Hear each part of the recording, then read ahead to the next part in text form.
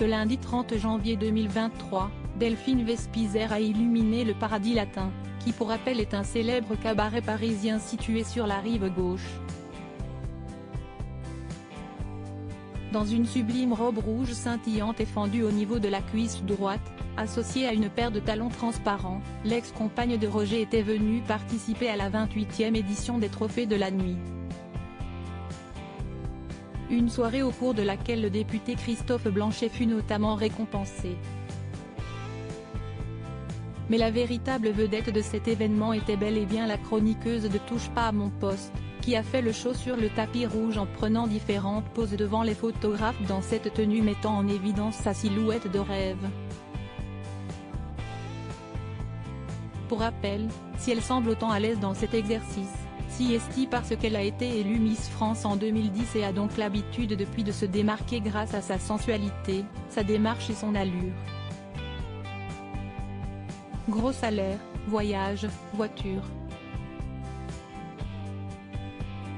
Cette expérience lui avait également permis de passer un cap niveau notoriété mais surtout financier.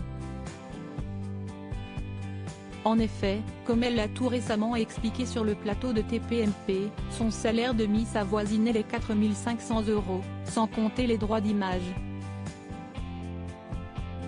Elle a également énuméré la liste des présents qu'elle avait reçus à l'époque de son élection. Il y a des voitures, des parures de robes, des parures de bijoux en diamant, il y a des iPads, des ordinateurs, un appartement, pendant un an, note de la rédaction, un salaire pendant un an aussi et beaucoup de voyages. Des cadeaux peu comparables à ceux de Lenita Bourreil, l'actuelle Mister France, qui était assis à côté de l'ancienne reine de beauté ce jour-là dans l'émission.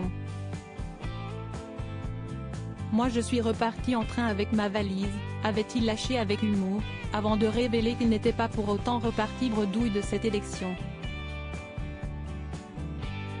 Si, on a eu quelques cadeaux de partenaires justement, des partenaires pour des costumes, je ne peux pas dire les marques forcément, mais des partenaires de sous-vêtements. J'ai pu faire des voyages, j'ai fait mon petit voyage en Guadeloupe, donc c'était vraiment pas mal, avait-il détaillé à Cyril Hanouna et sa bande.